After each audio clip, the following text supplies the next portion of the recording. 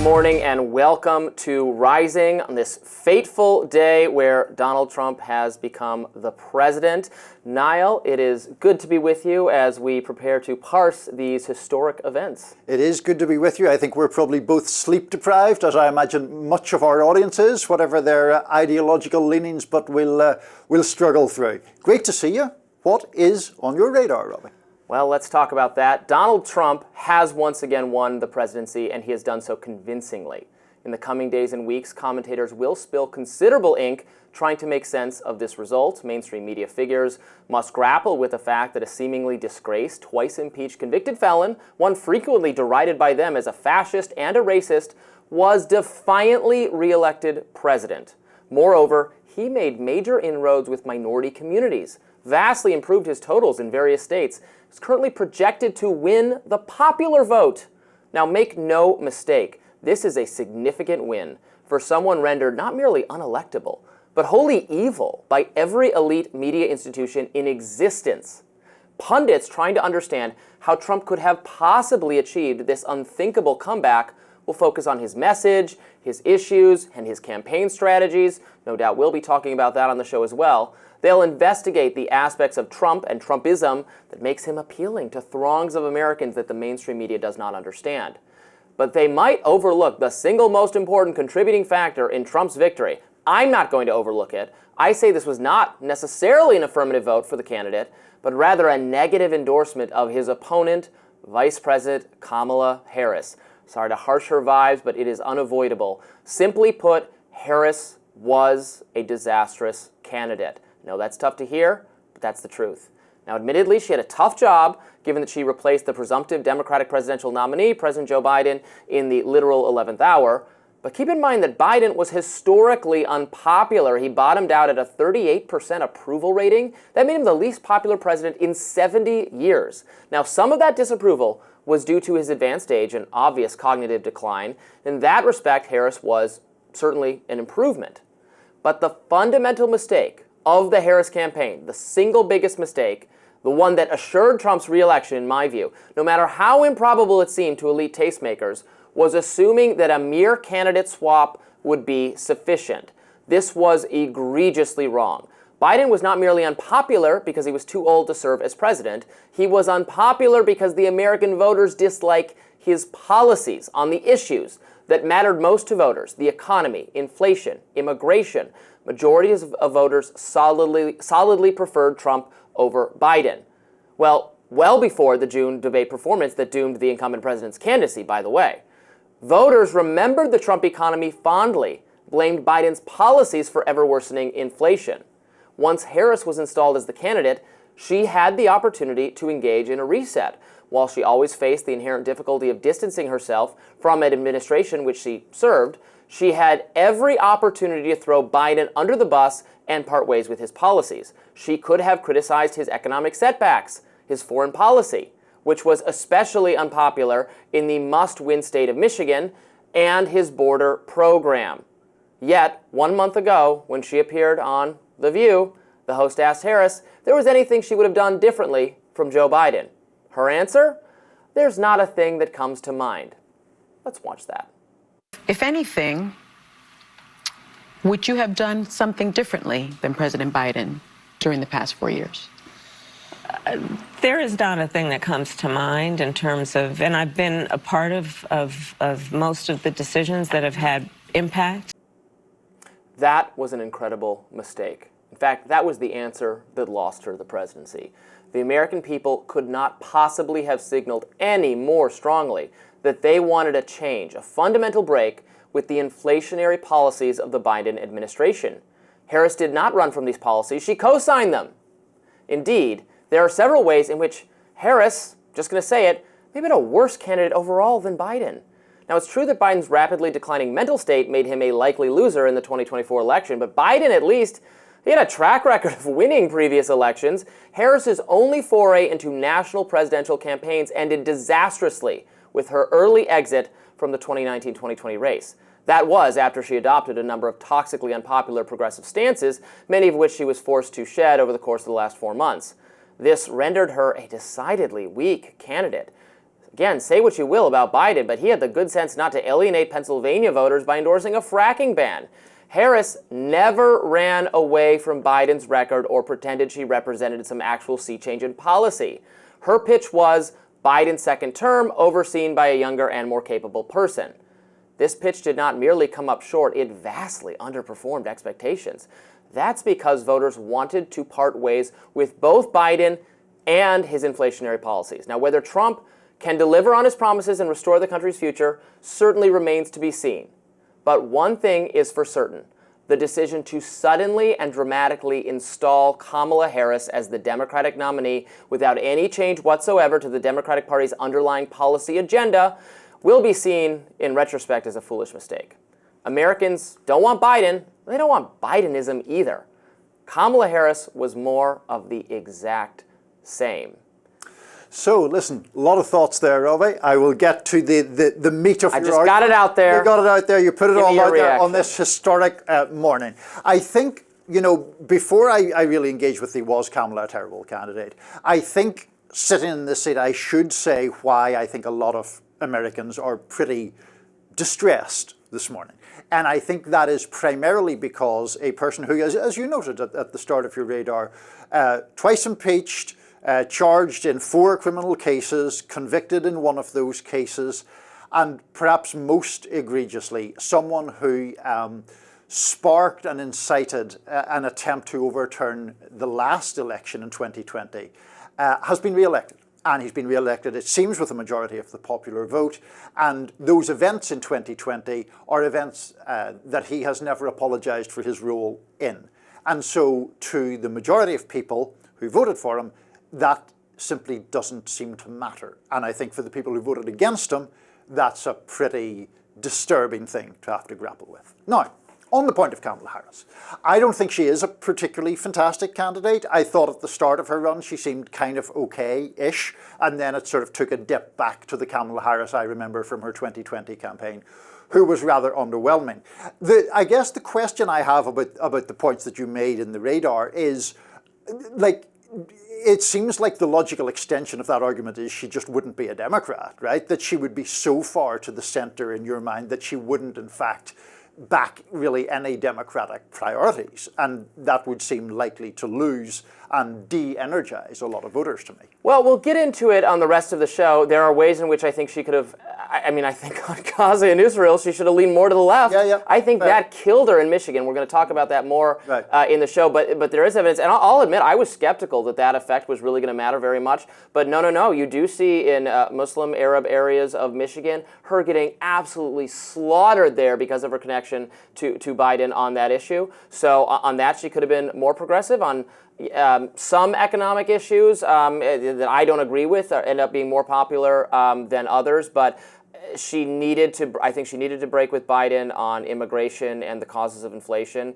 And also, I'll bring it up. I understand why they swapped Biden out for her, because Biden really demonstrated himself not capable of campaigning, running the country, let alone campaigning.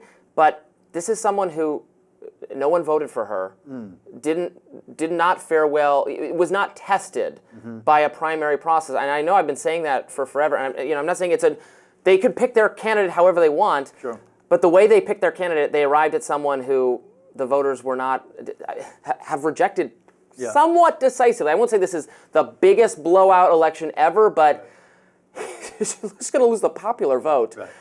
This seems like they did screw this up, in fact. Right. Now, they were in a difficult position by the time Biden was getting out, but I don't know. Maybe they should have done an open primary. Better yet, Biden should have just not run for re-election, and they should have had her up against Josh Shapiro and Gavin Newsom and Buttigieg and whoever else, and then we would have seen. Given the shape that they were in, maybe that's all they can do, but it did not pan out. I mean, she does appear to have fared the worst of any of the 3 candidates, Hillary Clinton, Joe Biden, and herself, against Donald Trump. And, nobody in the Democratic Party can be happy about that. I think they were placed in an almost impossible bind, frankly, by virtue of Biden deciding to seek a second term in the first place. Then there was the catastrophic debate. It was seemingly clear, I think, that Biden was going to get annihilated if he remained the nominee. Now, then you get into a more complicated argument, it seems to me. Could you have looked past Kamala Harris and had an open primary? Could it have been, a Gretchen Whitmer, for example, or a Josh Shapiro? And I'm not really saying that this is right or wrong. I just think as a matter of realpolitik, you could not oust the sitting black female vice president in the Democratic Party as it is comprised right now. I hear all that, but a lot of people got to be looking at the numbers and saying, man, she did worse with minorities than he did. She did worse with all categories. They had on the ticket the only guy who's beaten Trump, and they put him aside for someone else, and she lost catastrophically. I understand why, because his polling looked bad, but it was not a gamble that paid off at all. It was a gamble that failed miserably. It was a gamble that failed, but I mean, I would say the Joe Biden even of 2020 was significantly different. Not vastly, not chalk and cheese, but significantly different from the Joe Biden on that debate stage in June 2024. And frankly, the Joe Biden who hampered Kamala Harris's chances a bit more in the closing stretch of this campaign with the garbage comment, with the lock him up, oh, I sort of meant lock him up politically comment. None of those things were helpful. I do think Biden would plainly have fared worse. It's just who else could you have got other than Harris? Well, we've got a lot more coming up on Rising today. Amber Duke will be joining us to give us her take. We're going to be breaking down the numbers in various states. We're going to be looking especially at Michigan and how the Arab American vote impacted Kamala Harris. We're going to be looking at the Latino vote, which is Trump has made tremendous gains with that. So much to discuss. Please stay with us. Thanks for watching. President-elect Donald Trump smashed through the blue wall Tuesday night like it was the defenses of Helm's Deep up against Saruman's forces, winning in multiple swing states like Georgia, Wisconsin, North Carolina, Pennsylvania. Now we're still waiting on the final count from Michigan, Arizona, and Nevada. As it stands, though, Trump is very, very likely to win those as well. Now, the candidates vigorously fought for votes in the Keystone State of Pennsylvania, with the conventional wisdom being that whoever won its 19 electoral votes would be the victor of the 2024 election. And yes, that did turn out to be the case. Trump winning Pennsylvania with 51% of the vote compared to Harris's 48%. That's a difference of 155,000 votes. Now, over in Michigan, a state that Joe Biden swept in 2020, there the ballots have not finished being counted, but it will likely go to Trump. As of this taping, about 50% of voters in the Great Lakes state went GOP, while 48% turned out for Harris. 15 electoral college votes were up for grabs there.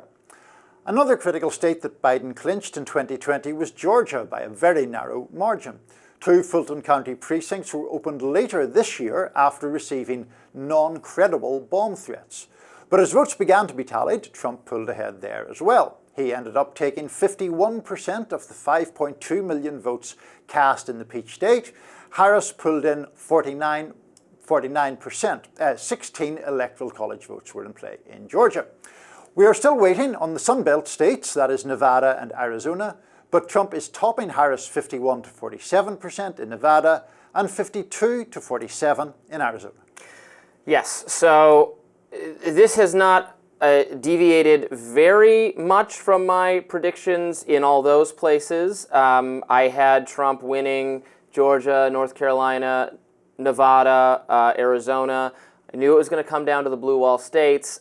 Now here is where Trump has exceeded expectations. Now remember, the expectations were basically it's 50-50, but he's winning. That vote total in Pennsylvania, that's 150,000 votes. Is that what we said? I think so. That's more. That's well more than Biden won the state by last time. Yeah. Right? We were talking about, I think, 60 or 70,000 votes across 3 states. This is 150,000 votes in just Pennsylvania. Yeah. So you can squint at it and kind of say it's close, but it's actually less close than it was last time in terms of the electoral victory. And then now Biden's popular vote margin was very high. Not that matters anything. Here, Donald Trump is on track to actually win the popular vote for the first time for a Republican candidate since, 2004? And so his overperformance in Pennsylvania and what looks to be Michigan and Wisconsin is the story of the night, I think. Yeah, I think so. I think what struck me on election night was just the way you saw bad news start quite early for Harris and just never get better. There were never really concrete signs that you could look look at from the Harris campaign side to think, oh, well, maybe we have a shot here. Because it was closer in places like Virginia than Right. she wanted it to be. That's when I could tell the panic starting to set in among Democrats, because if Virginia's close, that's really going to blow her chances elsewhere. And I mean, New Jersey was hanging out there uncalled for a long time. I never thought, honestly, it was in much doubt that she was going to prevail. But if you're sitting at like 11 o'clock at night on election night, waiting for someone to call New Jersey for Democrats, that's a bad sign. The hope they had to have as the night was wearing on was that, okay, we'll give up the Sun Belt, Georgia, etc. She's hemorrhaging minority voters, the Latino vote. That's going to kill her in all those states. Forget about all that. But if she can hold the older, whiter, labor, rural vote and enough of the black vote in Michigan, Pennsylvania, she's not out of this. And that is sort of what happened in 2020. Things looked promising for Trump early on, or at least they had false expectations that things were looking good, and then bam, the Arizona call comes in. I think it was after 11 o'clock, and bam, the numbers start to flip as different categories of votes come in Pennsylvania. That's what caused and prompted the entire Republican meltdown about cheating and all of that kind of thing. Right. So they had to hope that was going to be the story again, but it absolutely did not come to fruition. No, and two things I think are really worth stressing. 3 elections in a row, the polls have underestimated Donald Trump's performance, particularly in those 3 upper Midwest or Rust Belt states, whatever you want to call them. It's such a good point. And secondly, we're going to have to find a different name than the blue wall now, because in 2 of the last 3 elections, Trump has won those states, and the only time that Democrats have won them since 2016 is in 2020 with Joe Biden. Yeah, if you see like a D plus 14 poll in Michigan and Pennsylvania, you say, okay, it's pretty close. Right, yeah, exactly. The way it should be now. It's just ridiculous. Let's spend a little bit of time on the state of the congressional races. It is possible, we haven't talked about this yet, we could have a Republican trifecta on our hands. The Senate is certainly now falling into Republican control. It's just a matter of how large their margin could be. I think they're already at 52. I think so. And there's some suggestion they could get as far as 56, they could get to 56. I think. Yeah. So Michigan is not decided. The Pennsylvania Senate race is not decided. Tammy Baldwin is not decided. By the way, these are all cases, and I find this remarkable, where so Trump is going to win these states. So it's a question of whether the Republican Senate candidate is going to win, which suggests that there is some ticket splitting going on, but it benefits Trump. Right. And the theory, at least some years ago, was that, well, Trump is so obnoxious and hateable, but some moderate, whatever Republican who doesn't have Trump's coarse language could do better, and so you're still going to get people voting for the Republican congressional candidate who's more normal, but they won't vote for Trump. If anything, the reverse is true. Now, in some places like Arizona, you can make the argument that Kerry Lake, the Republican Senate candidate, is even more outside the norm than Donald Trump is, but you can't make that sense with you can't make that argument with Rogers in Michigan or Dave McCormick in Pennsylvania. No, and I think that seems to be a change in this election, because you might remember in 2020 when there was the whole rumpus about Georgia, Brad Raffensperger, the Republican Secretary of State there, made the argument that, rightly in my view, there was actually nothing suspicious about the result. What had happened was certain voters had voted for the Republican Senate candidates and just had left the top of the ticket blank, hadn't participated in the presidential election. That is plainly not what has happened here in the races that you talk about. Donald Trump actually running ahead of the Republican Senate candidates, even when those candidates are not a Kerry Lake kind of figure, very inflammatory. You know, someone like Dave McCormick isn't in that category at all. Absolutely, and we haven't, now the House races are still going to be undecided perhaps for a couple days. Remember, the House is so close, hundreds of members, super, super close. It had gotten closer and closer over the last term of Congress, right, as people retired.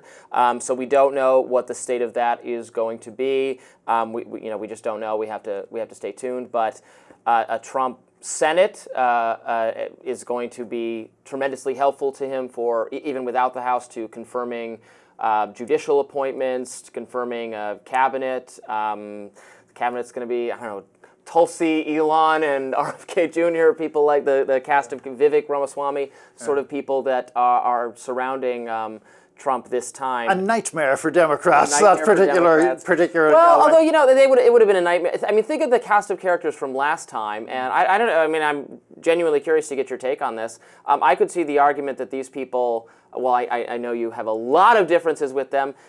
It was Steve Bannon and Matt Gaetz and Miller and those people before, and now it's people who used to be Democrats. No, I mean, you could make that argument for sure about Tulsi Gabbard and about RFK Jr., of course. I just think that for Democrats, there was this hope that all of those people, not only Trump, would be kind of stopped, would be sort of walled off and would have to sort of slink off in defeat. And instead of that, they're riding back into power, or into power for the first time in Elon's case. Elon is riding into power for the first time, and I'm sure we're going to be talking about this a lot in the coming days and weeks. Is Elon going to be the actual president? How much... Now, Trump has never shared the spotlight before, and if anyone has kind of aspirations or ambitions of their own to supplant him in the eyes of his fans, he has stopped that utterly. He shared the stage last night with J.D. Vance and some other people.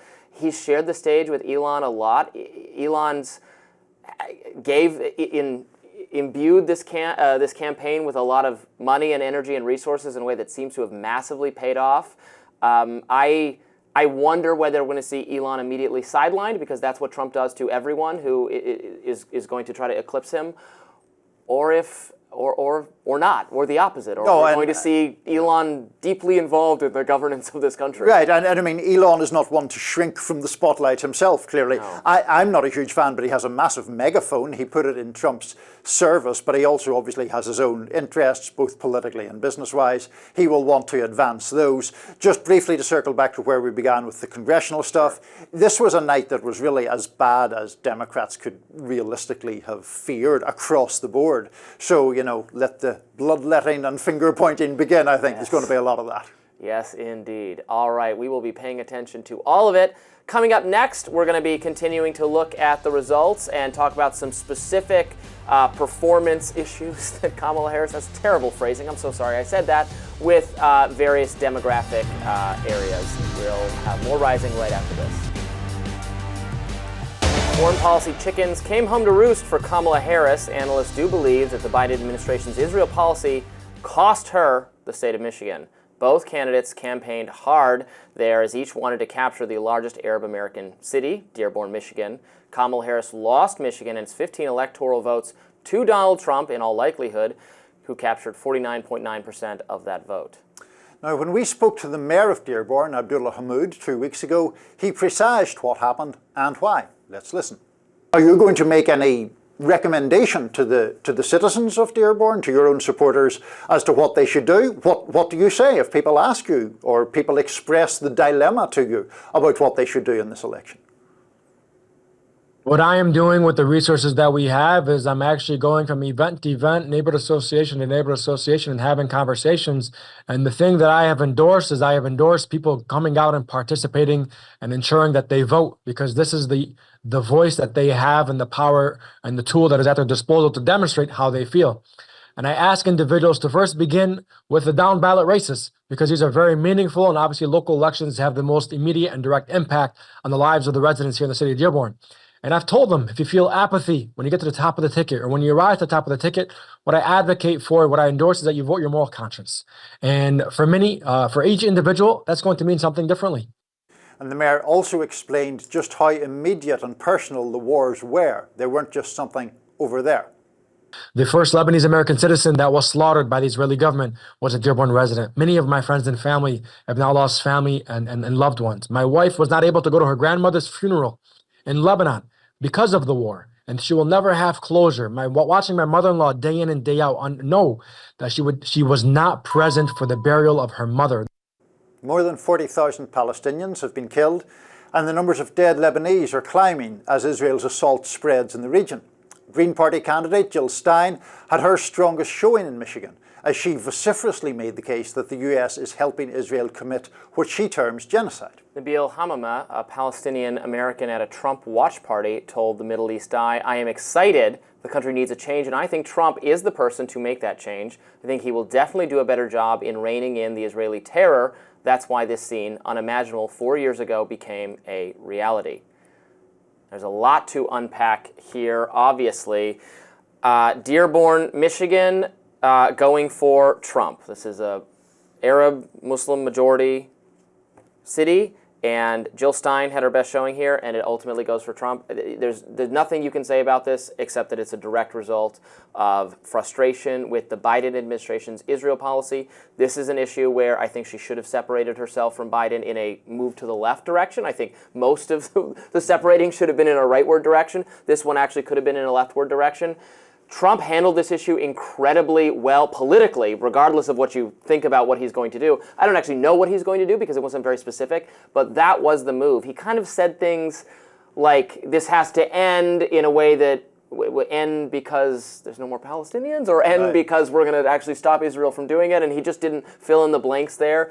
That approach seems to have paid off. Yeah, I mean, he was incredibly vague. He talked in somewhat positive terms about how Arab Americans, I think he said, just want peace, which may well be true, but doesn't tell us much about what he is actually trying to do. It resonated, I think. It did, but I mean, I think the reason it resonated, to your point, was that Harris's position and the degree to which she shackled herself to the Biden administration's policy left Trump room to work with, right? It encouraged or further inflamed this level of frustration. That frustration, in my book, was very obviously, frankly, justified because of the policies, because of the fact that such impunity had been lent to the government of Benjamin Netanyahu, the most right-wing government in Israel's history by far. So I think it was a political mistake by Harris not to be more assertive, not to move more to the left on that topic, and Trump exploited it, and that's politics. Maybe that should have been her answer for the ladies of The View. You know, going back to my radar, when they said, "What would you have done differently from Joe Biden?" And she said, "Nothing." And now it would have made pro-Israel people in the Democratic coalition very unhappy. So that this was the difficulty in managing two non-overlapping coalitions. But she could have said, we couldn't, a year ago I couldn't have envisioned the amount of horror and destruction that Israel was going to visit on innocent Palestinian people. I won't stand for it. When I am president, there will be no blank check for Israel. There will be no more weapons aid as long as this reckless disregard for human life continues. We are cutting them off. No means no. She could have said that. She didn't. That's right. And at no point did she even come close to saying that. She kind of said, it's bad, and people in the media gave her so much credit for, this is noticeably different from Biden. It wasn't different at all. It was not remotely different. There was a slight tonal difference, but no substantive difference at all. And to your point, the thing is that she had all this room to work with. She didn't have to start shouting, free Palestine and from the river to the sea. She didn't have to call it a genocide. Right. She could just have said, I believe that the president has given too much of a blank check to Netanyahu. She's gone way too far, and we're not going to be complicit in it. Exactly. We're going to dial back from that. And she didn't do that, and there was a political price to be paid for it. I do think it could be interesting in future elections, Robby. I know we're all wrapped up in what happened yesterday. Wait, I was promised this would be the end of democracy in the last presidential election if Trump won. And I'm going to hold the media to that promise. I don't want to do this again. There are going to be more presidential elections, and that Arab American community in Michigan is going to, I think, be important. I mean, we see as the electoral map shifts sometimes certain groups having more or less power because of where they are concentrated. Most of my time in the US, Cuban Americans in Florida had a lot of power because that was a battleground state and they were a big constituency. In national elections, Florida is increasingly Republican. Maybe our Cuban friends are going to be less influential. But we can end that embargo.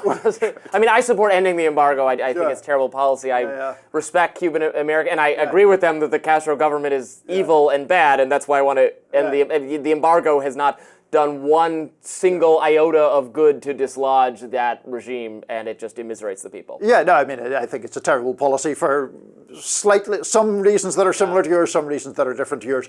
But the point is, will we now see, not only, to be fair, Arab Americans, but progressives who are more clearly to the left on the whole question of Israel and Gaza and the Palestinians. Will they become a more potent force now as a consequence of some of the damage that Harris appears to have incurred? Well, and I think Trump has an opportunity now to make some substantial portion of Arab American voters a permanent, or nothing is permanent, but a semi-permanent part of the coalition, but he actually has to deliver. If it is once again, blank check to foreign governments, unlimited funding, neocons back in charge, rather than an American first, skeptical of U.S. involvement. Again, I don't think there needs to be some strong moral condemnation from the president of what's going on, but we don't have to be involved in it. We don't have to help facilitate it. I think Arab American voters reasonably, they understand that, and what they expect is an end to just the blank check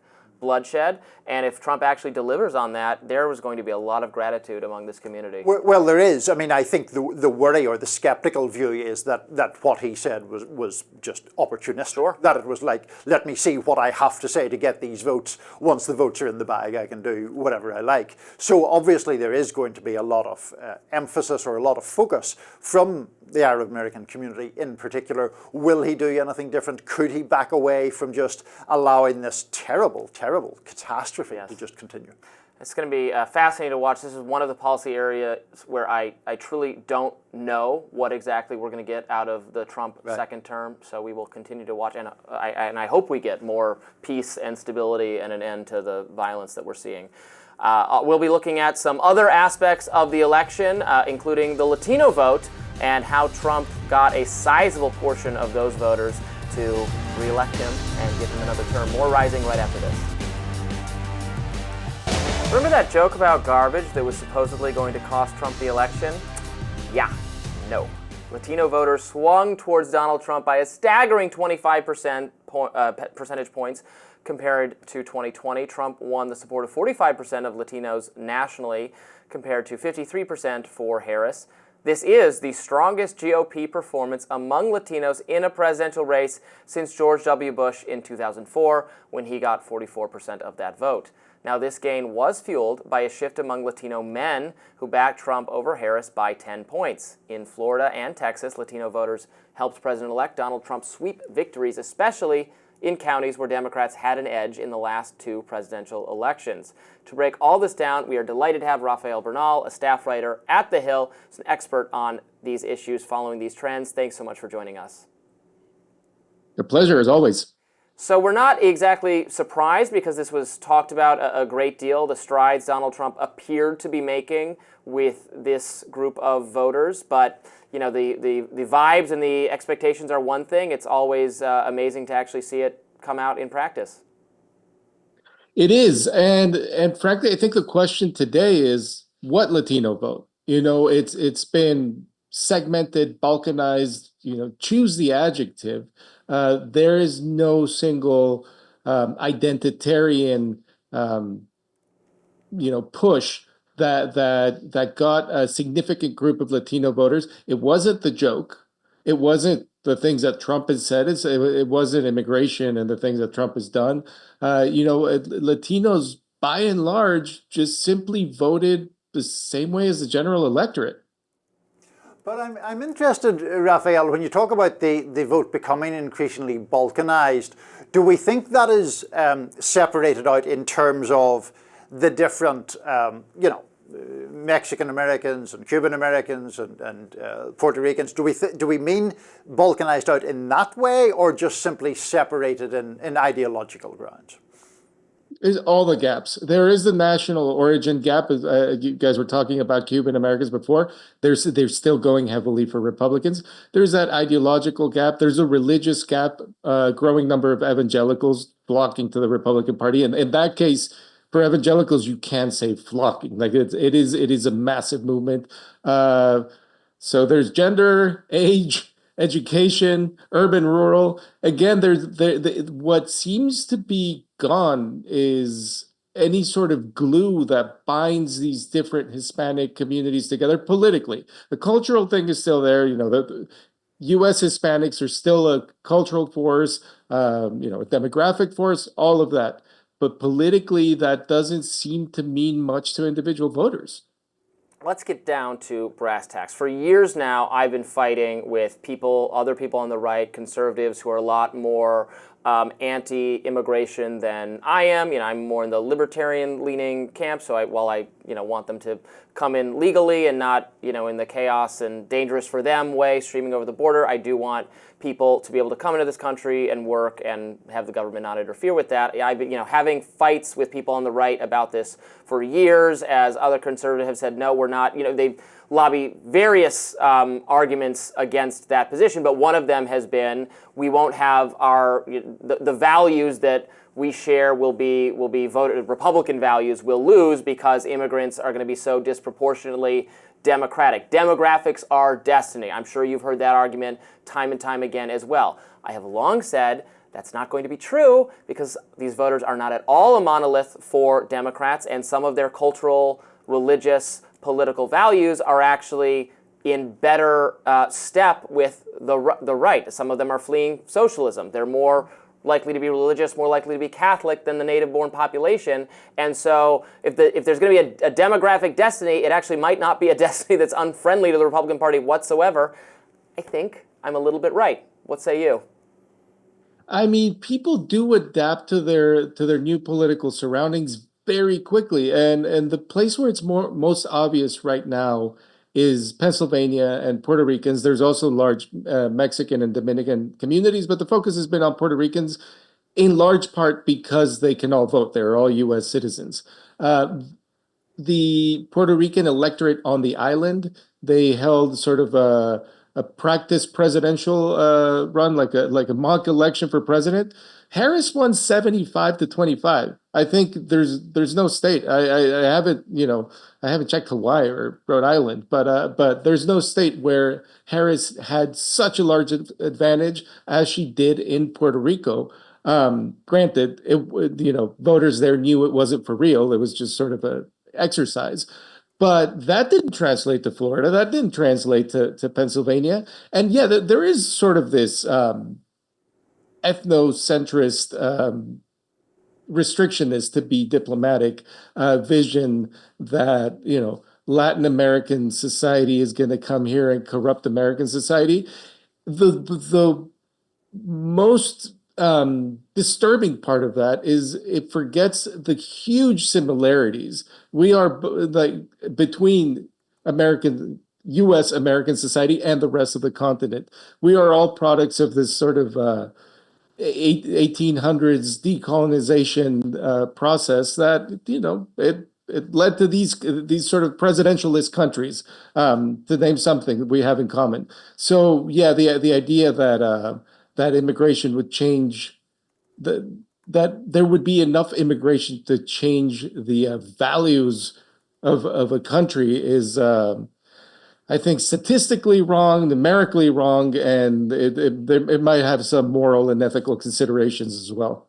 Rafael, I wanted to get at some point to the gender divide within Latino voters, but if we just briefly stick with the Puerto Rican question, in your reporting you had spoken to people after that garbage comment. I don't really like even calling it a joke. It seemed flagrantly racist to me. But in any event, was there a disconnect in a sense between what those kind of perhaps more activist voices you were interviewing said about the ramifications of that garbage comment and what actually happened on Tuesday? I think that's exactly right. There's clearly the advocates, the community leaders specifically in the Latino corridor in Pennsylvania. They really thought, and they are connected to their communities. They're part of their communities. They talk to members of their communities, every day. For some of them, it's their job. They clearly overestimated how much effect that would have. The one asterisk that I'm sort of holding out, and it's a number we'll see, is really voter participation. Like if voter participation was low, it means maybe voters weren't energized, but they might well have been angry over the joke. They just weren't energized enough to go vote. And we do know, like globally, it's unlikely, I think, that when the final tally is in, we'll see numbers like in 2020, like 81 million to 74 million votes. We're not going to get there, And the question will be, from however many votes are missing from one election to the next, how many of those are Latinos who, maybe they were angry at Trump, but just not enough to go, stand in line. Sure. And just one thing to squeeze in before we let you go, Rafael. I mentioned that gender split, and it was very, very dramatic if one is to believe the exit polls. Latino men moving to Trump by just a massive margin, having backed, according to the CNN exit poll, backed President Biden in 2020 by 23 points, moving pro-Trump by 10 points. We didn't see anything approaching that movement among Latina women. We don't shy away from the awkward questions here. I mean, is sexism part of that pattern? It probably is, and I think it's the big question there is the sort of Latino identity didn't drive voting behavior, but did young male, maybe machismo, maybe just sexism, misogyny, I don't know, but did that identity drive voting behavior? And I think in a global perspective, like around the general electorate, you see this a lot. Younger men, especially younger and educated men, going toward Trump, sort of from a personal identity standpoint. And there is some irony that the possibility that for many of those young Latinos, and of course we don't know, and I don't know if it's a knowable, but the possibility that their identity as young male Americans was more forceful in determining their voter intent than their Latino identity.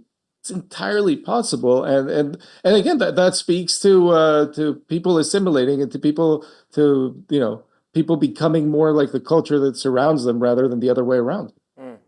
Rafael, thank you so much for joining us and for looking at these trends. We're going to be following them for some time. We appreciate it. Yes, we will. Well, Michigan is still too close to call technically as of taping, but it's all but certainly going to go into Donald Trump's victory column. He and Kamala Harris visited the state over 50 times each, which was a clear signal that the campaign made the Great Lakes state a priority. Amber Duke, a co-host here on Rising, is on the ground in Lansing, Michigan, where she was covering the final day of campaigning, and she joins us now to discuss this historic moment. And I know, Amber, you changed your travel plans somewhat at the last minute to wanting to be where the action was, and you predicted that pretty well, no? Yeah, I did. I was originally supposed to go to Pennsylvania because the two campaigns they both saw their path going through Pennsylvania. Trump with the Sun Belt plus Pennsylvania, and then Kamala with the Rust Belt plus Pennsylvania. But as election day creeped closer, it looked like Michigan was potentially going to be in play for the Trump campaign. Now, I was not so bullish that I thought he would potentially sweep the swing states, but certainly I thought Michigan and Wisconsin were on the table, and it looks like Michigan is probably going to break for Trump at this point. I think the last I checked, the New York Times has it in the very likely Republican category.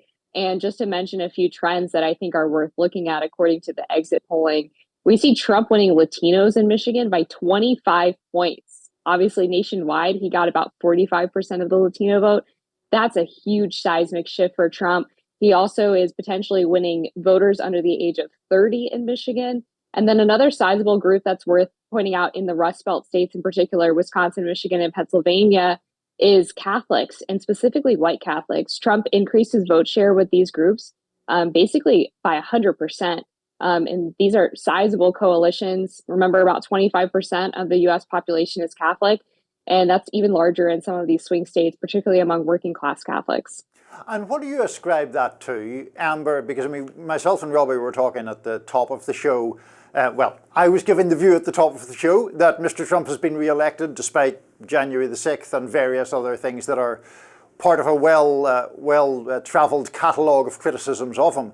Catholics in particular, people who by definition their faith is quite important to, why do you think they overlook what some people see as the crudeness of his personal behaviour to vote for him? Well, they're not electing him Pope, right? We don't vote for our Pope. He gets chosen by people within the Vatican. They're voting for him for president. And I think people forgot the fundamentals of this election when Kamala Harris took over the nomination. People got very excited about vibes and joy and the fact that she wasn't basically a corpse in the White House.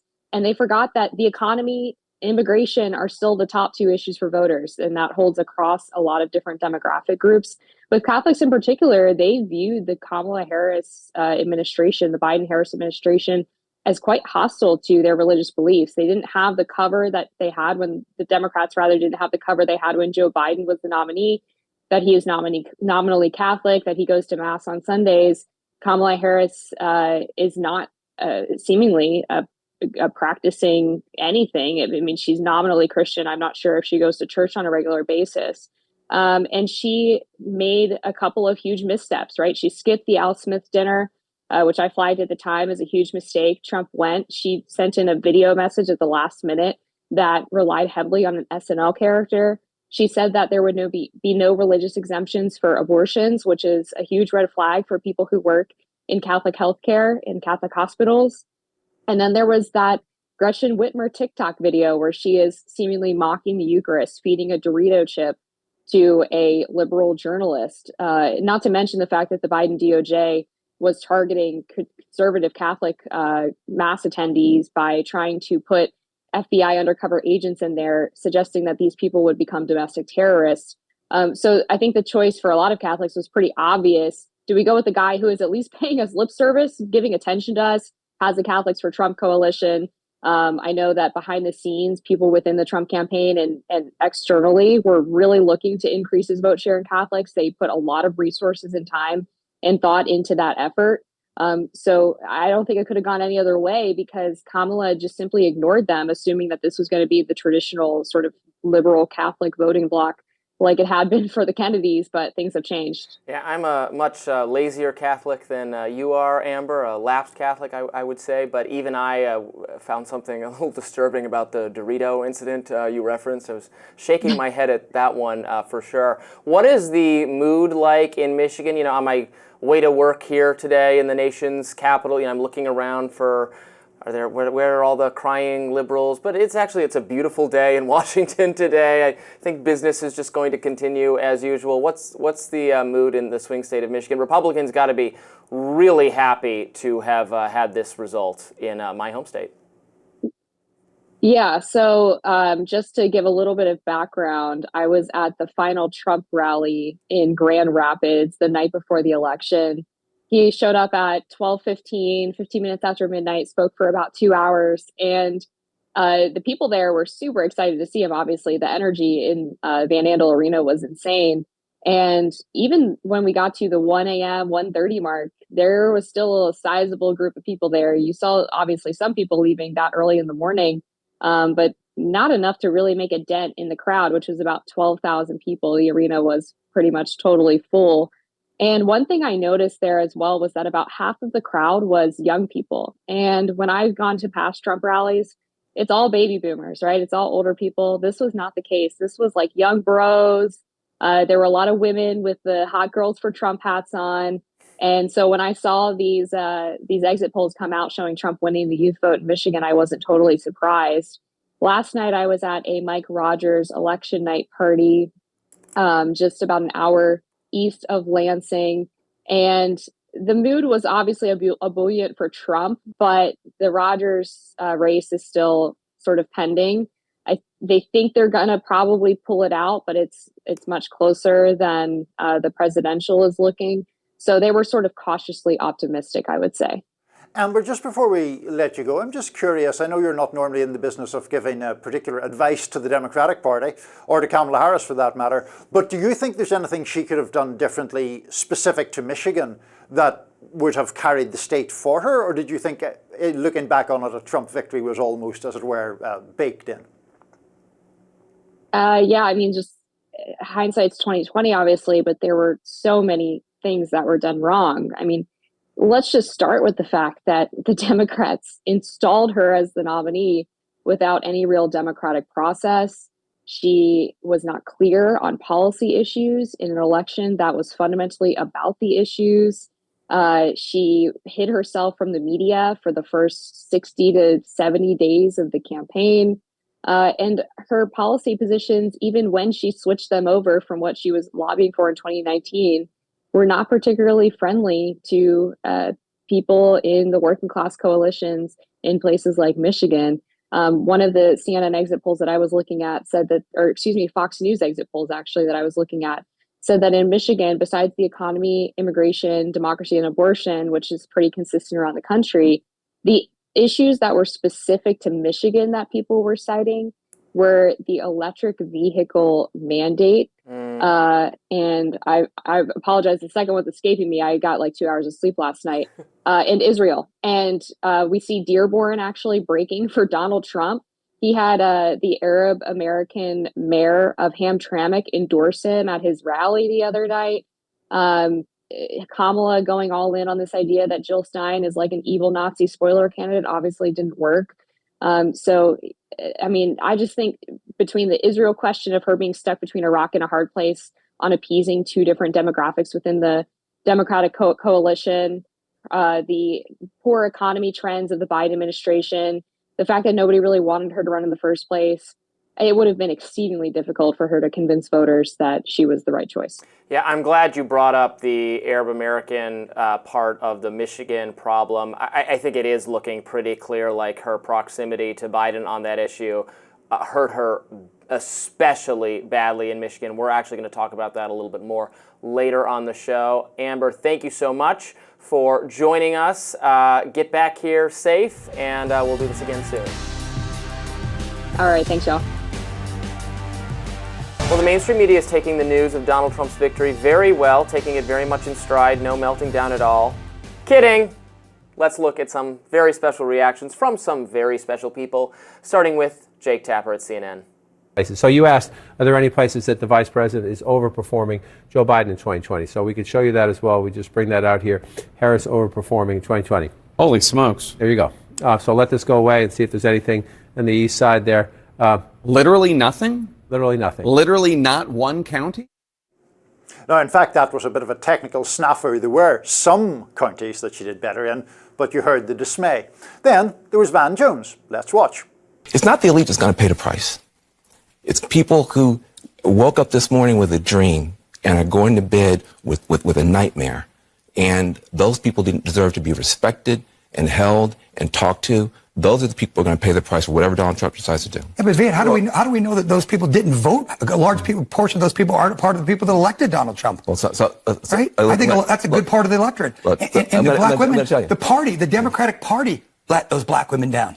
Not Donald Trump.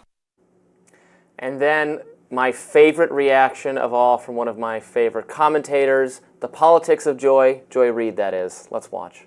Black voters came through for Kamala Harris. White women voters did not.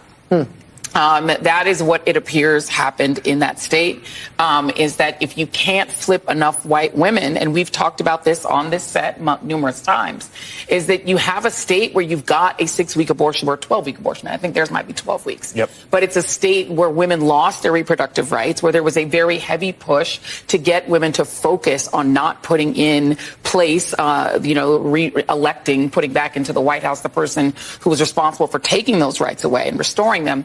But that message obviously was not enough to get enough white women to vote for Vice President Harris, a fellow woman. This will be the second opportunity that white women in this country have to change the way that they interact with the patriarchy. But aside from the eulogies and the blame game, the question is, how did the media get it so wrong yet again? Yes, I guess it's all white women's fault. That's Joy Reid's perspective. I do not have the literal numbers up in front of me right now. Did she? So he won white women? Is that what she's saying? I don't know if that's the. I don't want to say something that's wrong here, but I don't know if. My recollection is that the numbers didn't really change in white or black voters. They changed with Latino voters. Yeah. But I don't think they changed very much since 4 years. There was another clip of Joy Reid that I saw where she's saying, but Kamala Harris ran a perfect campaign. She had the endorsements of, Queen Latifah, who doesn't usually endorse people.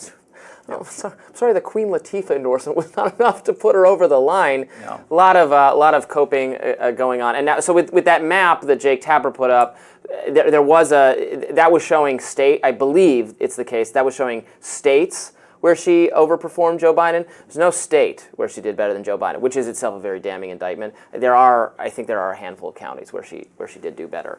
But no matter what way you look at it, this is a very underwhelming result for an underwhelming candidate, and the media, I'm sure, is going to be searching for explanations for why that is. I think a lot of the people we just heard from are not going to necessarily arrive at the correct explanations. I am expecting to see some knee-jerk blaming of, like, Russia. I bet Russia's going to come in for some blame with the bomb threats being called in yesterday that have been alleged to be of Russian origin. I have no idea if they're of Russian origin. They might be. I don't necessarily trust the people who say that everything is Russian origin to be correct about this, but they could very well be correct. I'm not ruling it out. I don't know. I haven't looked at it closely.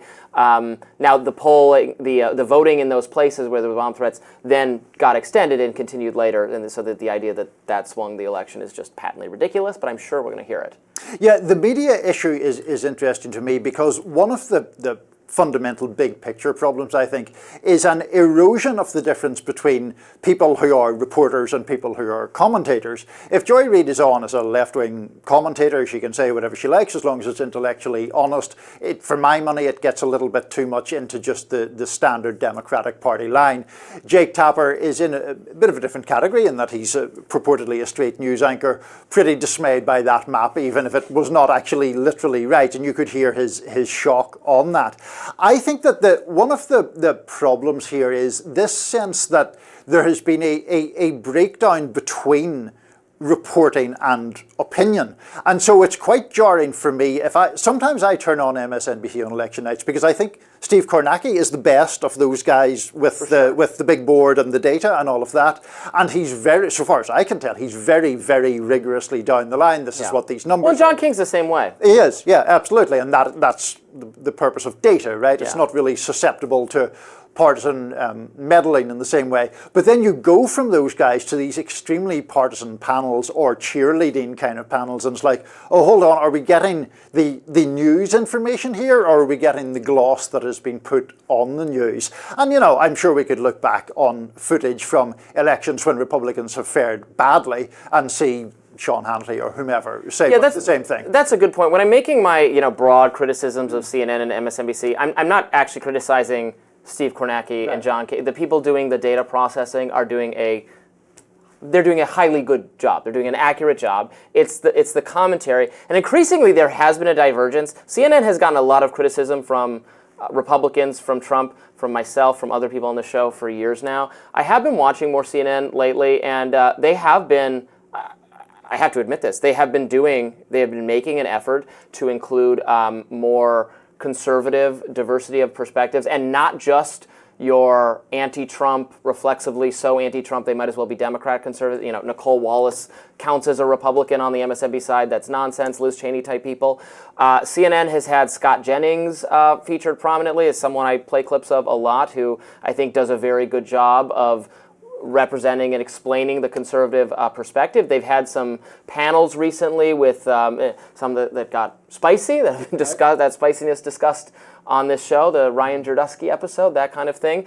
But, kudos to them for trying to actually foster debate. Maybe what they saw what we're doing over on Rising, and they got a little bit jealous. So you never know. They've been doing. You can always win praise from me by changing tactics. I've really enjoyed what they're doing lately. I do think that it'll be interesting to see what they do now once Trump gets back in, because to my mind, where CNN lost its way wasn't really about whether it had a liberal perspective or not. It was that during the Trump presidency, to my mind, it got sort of drawn into this kind of trolling thing where they were just poking at everything, and everything was the biggest outrage that had ever happened in the history of civilization, and you inevitably lose credibility that way. And it just reminds me, a couple of years ago I read this interview, and I wish I could remember who was being interviewed, but they were friends with Chris Rock, of all people, and they attributed to Chris Rock this comment about the media and Trump, that if someone robs 9 banks, you shouldn't say they robbed 10, right? And his point was that there is plenty in Donald Trump's record that is legitimate, subject to very strong criticism, whether it's a whiff of authoritarianism or just kind of crazy behavior. But by going over the top, or by treating even Trump at times unfairly, when there are plenty of fair things to criticize him for, you then lose credibility. They do, and those criticisms did not persuade the American people that this man is unfit for office. He is again going to be the president. I think the reality of that has not necessarily sunk in because we're very sleep deprived and it's still very fresh. I'm not surprised by it at all. I hope no one mistakes me for thinking like, oh, this could have happened. I never said it couldn't happen. I said it was a 50-50 chance, and there was a lot of indicators that it would happen. And so here we are. It is a remarkable comeback, probably the biggest comeback in political history since at least Richard Nixon, and maybe this is even more impressive than what Nixon was able to pull off. I hesitate to use the word impressive because of what preceded it in terms of what we talked about at the top of the show. But like as an act of political resilience, of course I get the point. I just think it's troubling. This is like you think it's something to be I'm not. celebrated. No, I'm not. I'm not. I'm saying this just from a standpoint. I'm just marveling at what this man was able to achieve. Agree or disagree with what he's trying to do, but against such headwinds of the entire elite media, the actual investigations, criminal indictments, attempts to remove him from office, attempts on his life. They almost killed him a few short weeks ago.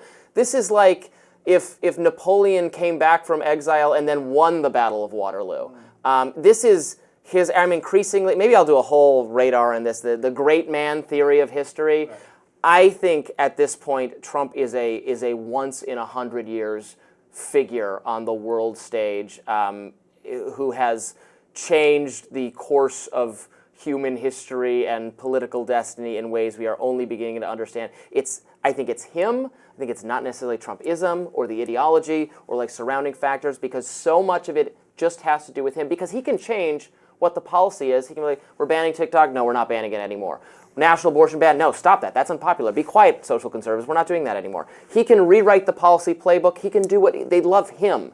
It's not an agenda as much as there is an agenda attached to it. I won't say it's no agenda, but it is mostly about him. He is compelling, and he has achieved something that only a handful of uniquely charismatic, powerful, influential humans have achieved in the course of our history. That's my view at this point. I think a lot of people on the left would agree with you that he has rewritten the rule book, and maybe even agree with you that he's a once-in-a-century figure. I think they would take a lot less of a laudatory tone about that, and a lot more like it is terrible that he has incinerated so many guardrails and norms and has been re-elected after all the conduct that we talked about. Well, that is our post-election show. We are exhausted, so sorry if we look and sound terrible, but we're doing our best. There will be much more commentary to come this week. We are only beginning to process what happened, your votes, our votes, to choose the next president. Thanks for watching. Be sure to like, share, and subscribe so you never miss any of our content. And for those of you who like to listen while on the go, we're now available anywhere you listen to podcasts. Niall will be back with me tomorrow, I believe. Looking forward to it. We'll be doing it again. Thanks so much. See you then.